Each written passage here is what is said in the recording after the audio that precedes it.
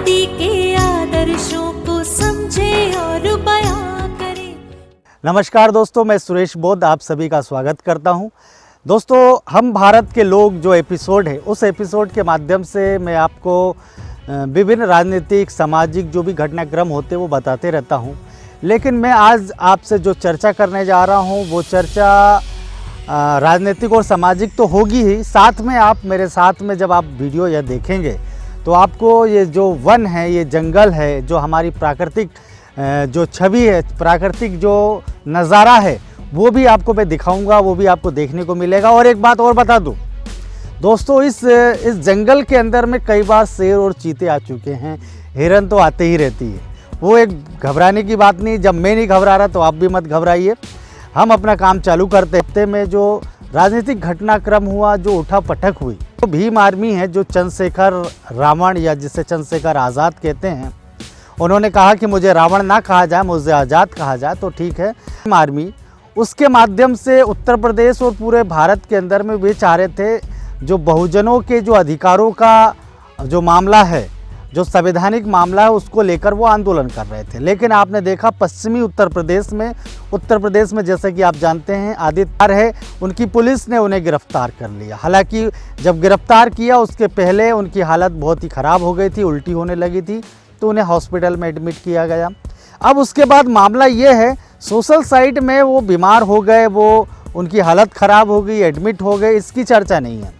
Social media में चर्चा क्या है वो आपको मैं बताना चाहता हूँ, और मैं इसलिए बताना चाहता हूँ, यदि हम अपने आप को अपने महापुरुषों का अनुयायी कहते हैं, डॉक्टर अंबेडकर का, बिरसा मुंडे का अनुयायी कहते हैं, और यदि हम बोलना चाहिए कि हम एक सभ्य व्यक्ति अगर कहलाते हैं, तो कोई बीमार होता है तो उसकी मानवता के नाते सबसे पहले उसका हालचाल जानना चाहिए। लेकिन हम लोग क्या कर रहे हैं वो चीज़ का मैं आपको बताना चाहूँगा, और वो राजनीति कौन सी कर रहे हैं, क्या कर रहे हैं, वो बात की बात है। लेकिन मैं उसके पहले आप जो कर रहे हैं उसके बारे में बताना चाहूँगा। दोस्तों, जब चंद्रशेखर आज़ाद हॉस्पिटल में चले जाते तो वहाँ पर प्रियंका गांधी आती है। अब प्रियंका गांधी आती उनका हालचाल पूछने, और इसमें कोई दो मत नहीं कि उत्तर प्रदेश और पूरे देश के अंदर में भी जो लोकसभा चुनाव होने वाले हैं उसके मद्देनज़र रखते हुए इस प्रकार की घटनाएं भी घटित हो रही है कि बड़े बड़े नेता जिसके बारे में हम सोचते नहीं थे वे आपके घरों में आ जा रहे हैं और आपसे उनसे मुलाकात हो जा रही है। लेकिन सबसे बड़ी बात ये है मित्रों कि चंद्रशेखर जो रावण का जो आंदोलन चल रहा है या जो पूरे देश के अंदर में जो अभियान चल रहा है वो क्या है, वो लोगों को जगा ही रहे ना, या सरकार जो जन विरोधी नीतियां चला रही है उसके खिलाफ में ही बात कर रहे हैं ना, या जो संवैधानिक जो हमारे हकों के साथ कुठारघात हो रहा है उसके खिलाफ में बात कर रहे हैं ना, क्या गलत कर रहे हैं। उनसे कोई दूसरे राजनीतिक दल का व्यक्ति मिलने चला गया तो इसमें आप मुझे ये बताइए इसमें चंद्रशेखर की क्या गलती। आप किसी भी राजनीतिक दल का सपोर्ट करते हैं तो आप उस राजनीतिक दल से ये पूछें कि आप जिन लोगों को टिकट देते हैं वो विधानसभा या लोकसभा में पहुंचकर आपके हकों के लिए आवाज़ बुलंद करने में सक्षम है या नहीं। आप बीएसपी के फॉलोअर हैं, कांग्रेस के हैं, बीजेपी के, गोंडवाना के हैं, समाजवादी पार्टी के फॉलोअर हैं, वो मायने नहीं रखता है। मायने ये रखता है कि आप वोट किसे दे रहे हैं, आप जिसे वोट दे रहे हैं उसने आपके लिए कितना संघर्ष किया, वो आपके लिए आपके मुद्दे जानता है क्या, वो सामाजिक न्याय की जो अवधारणा है उसको पूरा करने के लिए क्या करना चाहता है। यदि वो वर्तमान में सांसद है, विधायक है, और जब आपके संवैधानिक मुद्दों पर, संवैधानिक मामलों पे छेड़छाड़ हो रही है लोकसभा के अंदर में, क्या वो आपकी आवाज़ उठाता है क्या। वो किसी भी राजनीतिक दल का वो मायने नहीं रहता। मायने ये रखता है कि आप जिसे वोट दे रहे हैं उसका चरित्र कैसा है, आप जिसे वोट दे रहे हैं उसका व्यक्तित्व कैसा है, आप जिसे वोट दे रहे हैं क्या वो संघर्षशील है। कि आप लोकसभा में या विधानसभा में ऐसे व्यक्ति को वोट दें।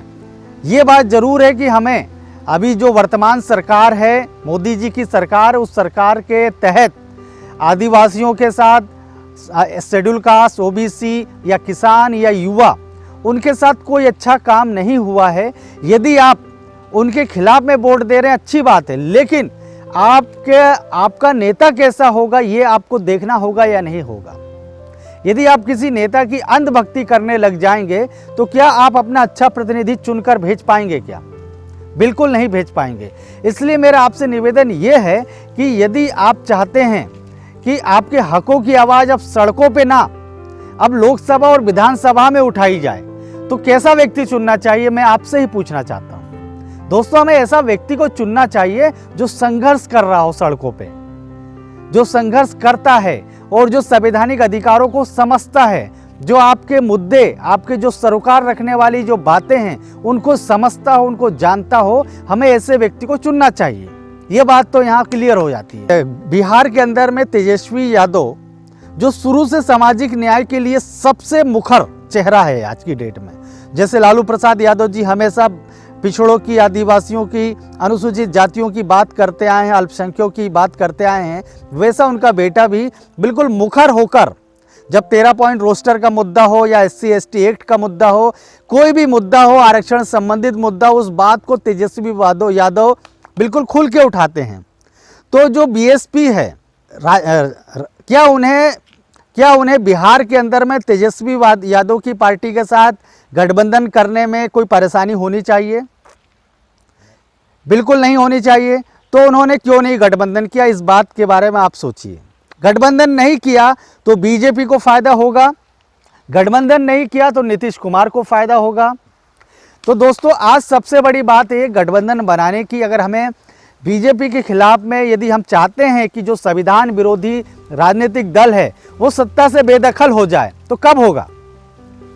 वो सत्ता से बेदखल जब ही होगा जब हम लोगों में एकता होगी, और एकता नहीं होगी तो आप कितनी भी बड़ी बड़ी बातें कर ले, वो कुछ नहीं होने वाला। राजनीतिक दल बीजेपी को रोकना चाहती है, उसे तो गठबंधन बनाना पड़ेगा। उसे कम से कम, मैं तो ये बोल रहा हूँ, यदि आपको लगता है कि कांग्रेस के साथ आप नहीं जा सकते तो RJD के साथ जा सकते हैं, समाजवादी पार्टी के साथ जा सकते हैं। समाजवादी पार्टी जिस प्रकार से बसपा और समाजवादी पार्टी का तालमेल हुआ, उसी प्रकार से जितनी भी सामाजिक न्याय की जो पार्टियां हैं वे सभी एक मंच में आ सकती हैं कि नहीं, ना चाहिए। उन्हें यह नहीं देखना चाहिए कि हम कौन नेता होगा, कौन क्या होगा, वो बात की बात है। आप नेतागिरी आपकी कब चलेगी? जब इस देश में संविधान रहेगा। इस देश में संविधान ही नहीं रहेगा तो आप कौन सी नेतागिरी करोगे? तो इसलिए मैं आप लोगों से, ये जितने भी राजनीतिक दल के जो समर्थक हैं और नेता मेरी बात सुन रहे हैं, मैं उनसे ये कहना चाहता हूं कि यदि चंद्रशेखर को बोलते हैं गद्दार है, यदि आप जिग्नेश मेवानी के खिलाफ में टिप्पणी करते, तो मैं ये कहना चाहता हूं कि आपके बड़े नेता उनसे क्यों नहीं मिलते हैं? जब कांग्रेस जैसी पार्टी के बड़े बड़े नेता उनसे मिलने चले जाते हैं उनके सुख दुख में, मैं मानता हूं कि हो सकता है कि वो मानवता के नाते नहीं गए हों। आप जैसा सोच रहे हैं, मैं आपकी बातों चलिए सहमत हूं। हो सकता है कि वो मानवता के नाते नहीं गए हों, राजनीतिक व्यक्ति है, स्वाभाविक उनका राजनीतिक स्वार्थ छुपा होगा। लेकिन क्यों नहीं ऐसे व्यक्ति को अपनी पार्टी में लेने की बात करते हैं, कोशिश करते हैं? आप क्यों उसके खिलाफ में बयान देते हैं? जो बाबा साहब की बात करता है, जो बिरसा मुंडे की बात करता है, जो हमारे महापुरुषों की बात करता है, आप उसके खिलाफ में बयानबाजी क्यों देते हैं? आज सिर्फ मैं आपसे ये पूछना चाहता हूँ। किसी को गद्दार कह देना बहुत ही आसान है, लेकिन आप अपनी पार्टी में जिन लोगों को टिकट दे रहे हैं उनकी विचारधारा कैसी है? वे क्या सामाजिक न्याय की बात को लेकर चलने वाले लोग हैं? ये बात आपको सोचना पड़ेगा। दोस्तों, आज के लिए इतना ही। आप देख रहे हैं we love Baba Saheb. Channel को सब्सक्राइब करना और घंटी बजाना ना भूलिए।